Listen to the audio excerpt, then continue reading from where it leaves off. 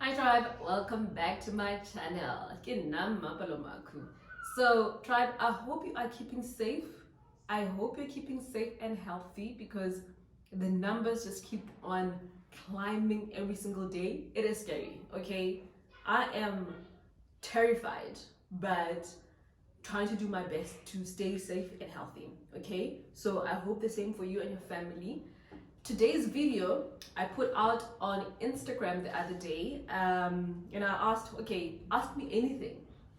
And I did get a couple of questions, so in today's video, I'll be answering those questions. Funny enough, people never ask me anything personal, ever, when it comes to my, when it comes to those questions I do ask, so thank you for that.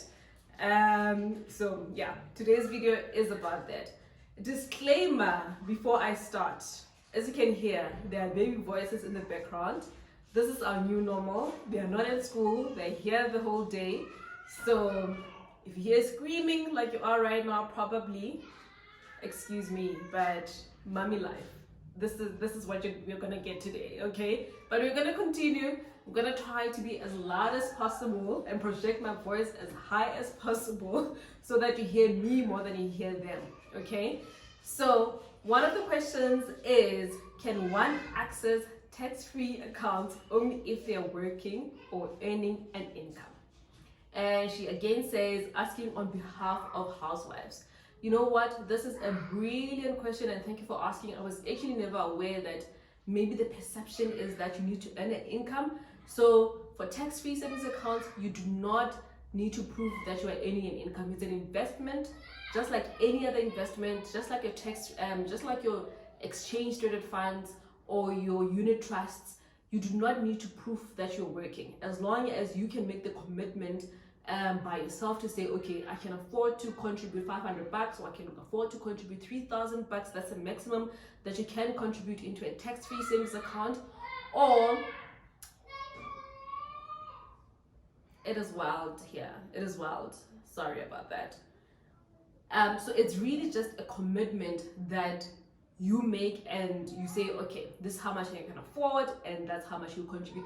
Think about it this way. When I talk about tax-free savings investments, normally I even talk about opening one for your child. So your child doesn't have a job. Well, we hope so. We hope so. Otherwise, it's child labor, right? So anyone and everyone, please know that you can open up a tax-free savings account, okay? So it's not just for those people who are working. So please go get yourself one. The second question is top 3 investment houses in SA. This is a bit of a tricky one, if I can say that, because I don't think you can say there are top 3. There's top 3 investment houses in SA or anywhere else for that matter. The reason why I'm saying that is they're so different, right? They're so different in their management style, but they all kind of invest in the same things. I mean, remember, South Africa is about 1% of the entire equity market in the world. So they're kind of the pool is so small that they invest in very similar things. It's just their management style that is different. But for sure, companies that I do like, and remember, for me, I like companies that are low cost, companies that are completely pure investments or asset management companies, especially when it comes to investing. So I would say Signia is amongst, I'm not going to say this top 1 or top 2 or top 3. I'm just going to give out the names of the companies which I think you should take a look at. Signia, definitely. I think Cetrix for sure. I think ETF SA for sure. Cautious 100%. Marriott is one of them, especially if you're looking at retirement products that give you an income through dividends. I think which ones did I mention? Obviously your Island Craze, your Coronations. I think all of those companies are good companies to take a look at. They have a huge track record, but I think for me, the ones that I personally invest in are those that are kind of low cost. When it comes to Marriott, for me, it's about dividend investing for income. So yeah, and unfortunately, no top three, but those are the companies you should be looking at. All right, the next question is, after paying a home loan, can you leave the account active and use it as a saving account?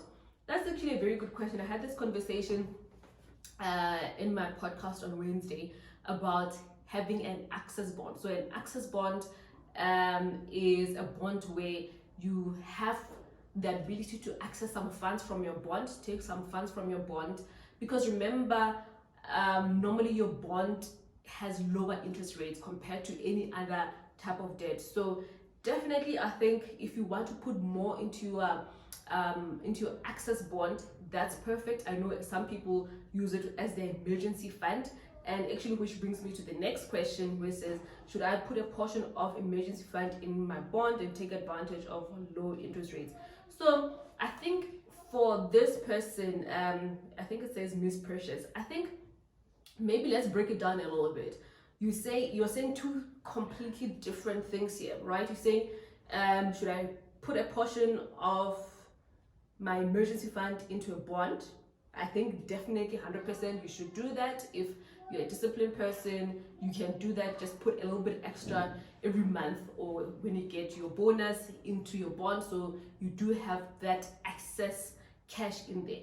But to take advantage of low interest rates, I don't really think low interest rates has anything to do with your emergency fund. So remember, your emergency fund is, should anything happen, I have liquidity. I can access the funds easily without losing the initial capital. So in that case, that's the perfect spot for it. But to put it there because it's taking advantage of lower interest rates, yeah, the thinking there is not 100%. But in terms of liquidity, yes. In terms of the fact that it's in your bond, and if you don't really need it, it's going towards your bond, that's perfect. So definitely, I know actually a lot of people who do that. And this is not a question, but just a note to anyone who's about to pay off their bond or a flat that you do have. One of the wisest things you can do is to not completely close off that account, if you can call it that, and get your title deed. The best thing is that you know that it's paid off, but you keep it running. So the fees every month keep on running. They are low, but you know that you can access the funds at a lower interest rate. So compared to going for a personal loan for whatever it is that you want for your next purchase, maybe even for a car, you can use your access bond to buy something else off of your bond. It is lower interest rates, so that's one way you can use your debt, if you can call it that. That's one way to use debt wisely. Not your credit card, not your overdraft, not your personal loans, because those things have really, really high interest rates. Okay. Someone asks, do you know of Fed bond investment? Are they good? Fed bond, I don't know if you're talking about Fed Group Investments. They are a solid company. They've been around for many years. It just depends on what it is that you want to do with them. If you're talking about Fed Group, yes, they've been around. They have a track record. They provide very similar things like your retirement annuities, I think unit trusts, if I'm not mistaken. I might be mistaken. They also provide impact farming as well. So they've been around. I think it's a family kind of owned business that's been around for a long time. So take a look at it. If you want specifically to invest in bonds, you can take a look at exchange traded funds that track a bond, or you can buy a unit trust that has bonds in it. So I hope that was your question, Renee, or I'm answering your question. Then someone asked me, when you have bad days, what motivates you to keep going? What keeps me going? I think the best way to answer that question is to say my goals keep me going. I have really, really massive goals, and they keep me going. Whenever I have a bad day, you know what, I do allow myself to go through a bad day and be like, you know what, I swear a lot sometimes. I'll do that and I'll get pissed off. but the following day, believe you me, I get back to work because I know that I need to achieve these things. And I think also the lovely thing about doing something for a while is actually realizing your dreams coming true. That is flipping exciting. So I think for me, just realizing that my dreams are coming true bit by bit, it really keeps me going. So yeah, I'd say that's definitely what keeps me going. um Someone else asks, what are the steps if you want to publish a book? Ooh, you know what? I often get asked this question, and it's a bit of a tricky one because my journey to publishing a book, I don't know if other people's has been like similar to mine, but for me, I think it was a blessing. Like literally, it fell on my lap. Literally, that's what happened. I remember I had taken my car for a service. I was sitting there, I said, okay, let me take out my laptop while they're busy with the car. And I got an email from Penguin Publishing House to say, are you interested in writing for us? So for me, that's how I got into publishing. But I definitely think the fact that I had been writing on my blog and for various magazines for almost 2 years, I think that went a long way, because I think every year publishing houses look for people who they can publish, and they have different topics, what they want to address that year, and the kind of market they want to reach. So I think maybe for them, I fit that profile. So if you do want to write, keep on writing whatever you've been writing, but put it out there. Don't just write for yourself. Put it out there. Either start your own blog or approach different companies to write for them, but put your work out there so that actually people can find you. So for me, yeah, it was a bit unconventional that I think they were looking for someone like that and they found me.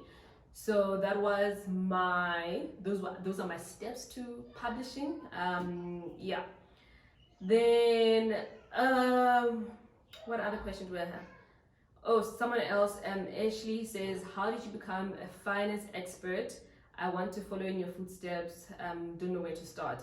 Thank you, Ashley. That is flattering, but I think you should follow your own path. I think maybe yours will even be better than mine. I hope so. I hope that for you. But I did study a BCom Finance. I did study a postgrad in financial planning. I'm currently busy with my postgrad in financial markets. But I think more than that, the topic of personal finance has been something that is been very close to me. At the age of 17 or 18, I started reading personal finance books, and that's when I made the decision that this is what I'll be doing. It hasn't been easy, far from easy, but because of the fact that I knew that this is what I wanted to do, and I know sometimes life is not as easy, I keep on pursuing my dreams. Okay, I hope that answers your question. Someone says, may I please have a signed copy of your book? I can't afford to get one at the moment. Oh, okay, yeah. I'll respond to that one, but 100%. Yeah, I'll respond to you personally with this one. Someone says, to open a tax-free savings account at Investec for your child must have an account with them. I absolutely do not think so. I don't think with any investment house they're gonna ask you to open some sort of account with them. If they do, then don't. You don't want that drama in your life. Go to any of the companies that I mentioned earlier. I know for sure that they don't require that. But actually, I do not think that Investec does that. I think anyone can open a tax-free savings investment with them, whether you have an account with them or not. That's like saying Standard Bank says you can't open an account with them because you have an account with someone else. Believe you me, they all want your money, okay? In a good way, invest for you. But no one is gonna turn down your money. That's what I'm saying, okay? Someone else asked, is it really a good idea to buy a house in your 20s? And is renting a bad idea?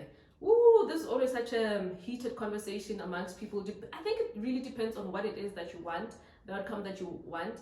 Buying a house in your 20s, I can tell you for sure, especially if you've just started working and you don't have a long credit history, one thing that will happen is that banks will definitely 100% give you a high interest rate, so making home ownership even more expensive. So that's one thing you need to be aware of. So for me, I always say wait a couple of, maybe after, once you start working, wait for 2 years, build your credit score, don't get into debt. It doesn't mean that. Then after that, yes, buy a property. Renting is not a bad idea. Actually, in other countries, renting is completely popular, because especially in your 20s, sometimes you want to travel. Sometimes, I used to live in Pretoria.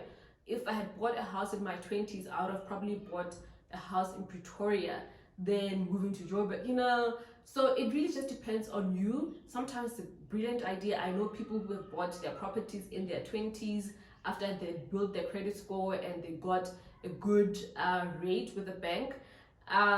But it really depends on you at that moment. Definitely not immediately, but also, what are your future plans? Do you see yourself staying there for the next 3, 5 years or 6 years? If not, will you be able to rent it out? Those are the questions that you need to ask yourself. Then, someone asks me, what university did you go to and what did you study there? I think I've mentioned that. And okay, I'm getting tired reading these questions. I really love reading your questions, Dra, but I don't like doing long videos. So I'm gonna keep it at that right now. And the rest, maybe I'll just do a second video and answer all of those questions. I hope you enjoy all the videos. I know sometimes they're not coming as quickly as you want them to come, but work is hectic, H for hectic. But I appreciate the work that I do, and I thank you so much for being interactive with me on all my platforms. Like I said, I'm on Instagram, Mapalo Maku. On Facebook, Woman and Finance, Twitter as well, it's Woman and Finance, and here on YouTube we are growing. We hit 1,000 subscribers, so thank you so much. And yeah, I will see you soon. You know what, actually send me in the comment section, give me ideas of the topics you want me to address. If it's money mindset, if it's a relationship with money, if it's investing, if it's buying property, whatever topic you would like me to cover, let me know, and I definitely will do my best to record that video. And I will see you soon. Remember to subscribe. If you like the video, subscribe, hit the notification bell, so whenever I upload my videos, you can get them easily. Okay, before I ramble on, goodbye, I love you, I will see you soon. Ciao, Drive.